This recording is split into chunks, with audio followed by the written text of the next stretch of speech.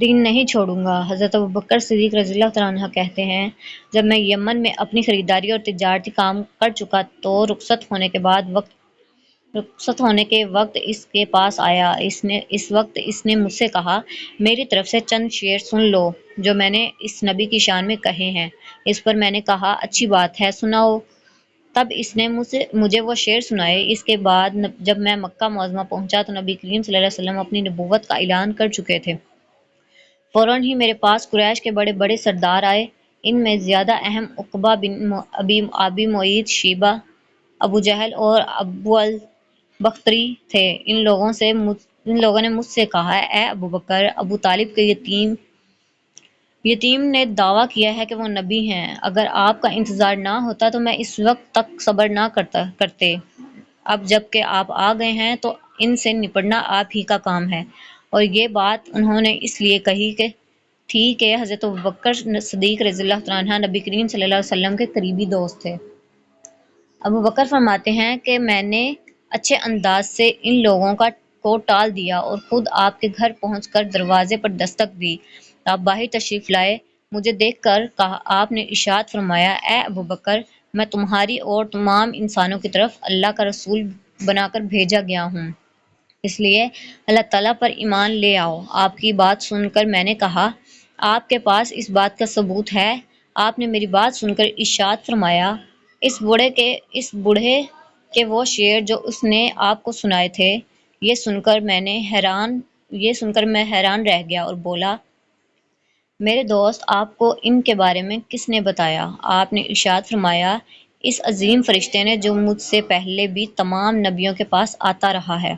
حضرت ابوبکر صدیق نے عرض کیا، اپنا ہاتھ لائیے، میں گواہی دیتا ہوں کہ اللہ کے سوا کوئی معبود نہیں، اور یہ کہ آپ صلی اللہ علیہ وسلم کے اللہ کے رسول ہیں۔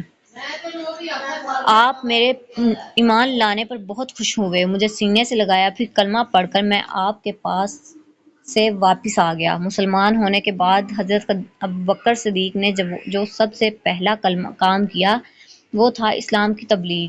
انہوں نے اپنے جانے والوں کو اسلام کا پیغام دیا، انہوں نے اللہ اور اس کے رسول کی طرف بلایا۔ چنانچہ ان کی تبلیغ کے نتیجے میں حضرت عثمان بن عفان رضی اللہ عنہ مسلمان ہوئے۔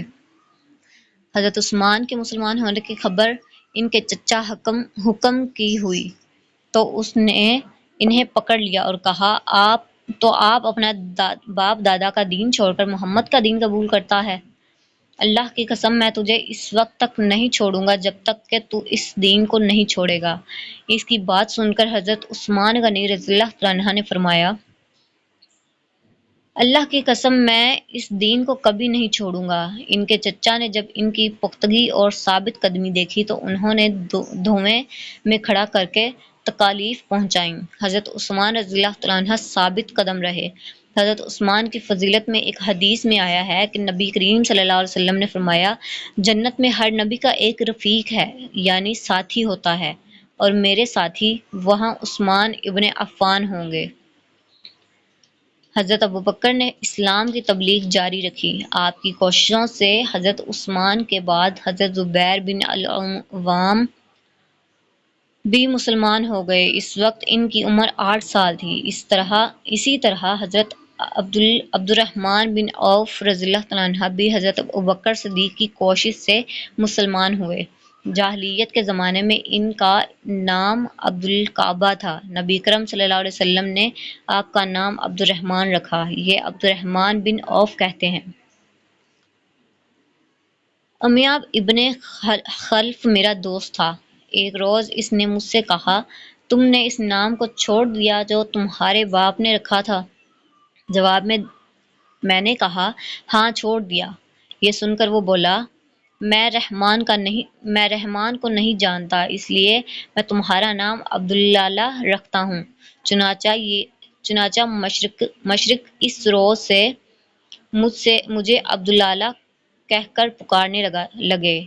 حضرت عبد الرحمن بن عوف اپنے اسلام لانے کا واقعہ اس طرح بیان کرتے ہیں، میں اکثر یمن جایا کرتا تھا۔ جب میں وہاں جاتا اسقلان بن واقف حمیری کے مکان پر ٹھہرا کرتا تھا، اور جب بھی میں اس کے ہاں جاتا وہ مجھ سے پوچھا کرتا تھا کیا وہ شخص تم لوگوں میں ظاہر ہو گیا ہے جس کی شہرت اور چرچے ہیں؟ کیا تمہارے دین کے معاملے میں کسی نے مخالفت کا اعلان کیا ہے؟ میں ہمیشہ یہی کہا کرتا تھا کہ نہیں، ایسا کوئی شخص ظاہر نہیں ہوا، یہاں تک کہ وہ سال آ گیا جس میں نبی کریم صلی اللہ علیہ وسلم کا ظہور ہوا۔ میں اس سال یمن گیا تو اسی کے یہاں ٹھہرا، اس نے یہی سوال پوچھا، تب میں نے اسے بتایا ہاں ان کا ظہور ہو گیا ہے، ان کی مخالفت بھی ہو رہی ہے۔ حضرت عبد الرحمن بن عوف کے بارے میں نبی اکرم صلی اللہ علیہ وسلم نے ارشاد فرمایا، تم زمین والوں میں بھی امانت دار ہو اور آسمان والوں میں بھی۔ حضرت عبد الرحمن بن عوف کے بعد حضرت ابوبکر صدیق نے حضرت سیدنا سعد بن ابی وقاص کو بھی اسلام کی دعوت دی۔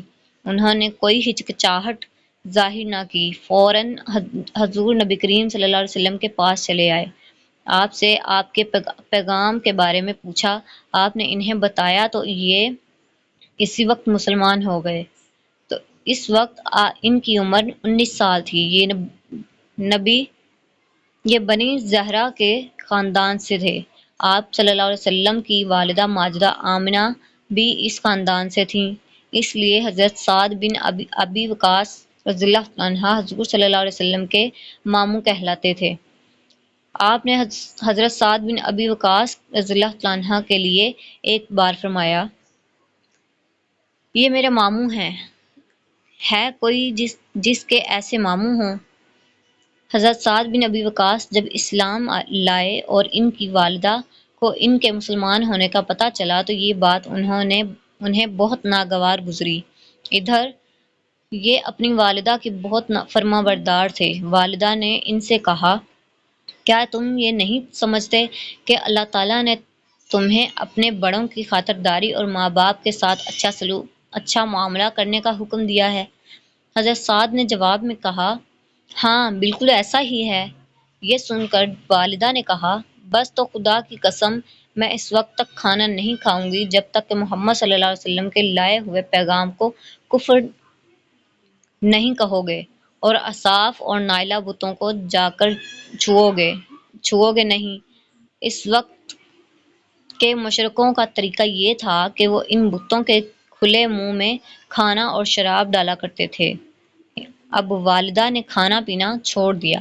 اب حضرت سعد نے اپنی والدہ سے کہا، خدا کی قسم ماں، تمہیں نہیں معلوم اگر تمہارے پاس 1000 زندگیاں ہوتی اور وہ سب ایک ایک کر کے اس وجہ سے ختم ہوتی تب بھی میں نے نبی کریم صلی اللہ علیہ وسلم کی زندگی کو ہرگز نہ چھوڑتا۔ سبحان اللہ۔ اس لیے اب یہ تمہاری مرضی ہے کہ کھاؤ یا نہ کھاؤ۔ جب ماں نے ان کی یہ مضبوطی دیکھی تو کھانا شروع کر دیا۔ تاہم اس نے اب ایک وہ اور کام کیا، دروازے پر آ گئی اور چیخ چیخ کر کہنے لگی، کیا مجھے ایسی مددگار نہیں مل سکتے جو سعد کے معاملے میں میری مدد کریں تاکہ میں اسے گھر میں قید کر دوں اور قید کی حالت میں یہ مر جائے یا اپنے نئے دین کو چھوڑ دے۔ حضرت سعد فرماتے ہیں، میں نے یہ الفاظ سنے تو ماں سے کہا، میں تمہارے گھر کا رخ بھی نہیں کروں گا۔ اس کے بعد حضرت سعد کچھ دن تک گھر نہ آئے۔ والدہ تنگ آ گئی اور اس نے پیغام بھیجا، تم گھر آ جاؤ، دوسروں کے مہمان بن کر ہمیں شرمندہ نہ کرو۔ چنانچہ یہ گھر چلے آئے۔ اب گھر والوں نے پیار و محبت سے سمجھانا شروع کیا۔ وہ ان کے بھائی عامر کی مثال دے کر کہتی ہیں، دیکھو عامر کتنا اچھا ہے، اس نے اپنے باپ دادا کا دین نہیں چھوڑا، لیکن پھر ان کے بھائی عامر بھی مسلمان ہو گئے۔ اب تو والدہ کی غیظ غضب کی انتہا نہ رہی۔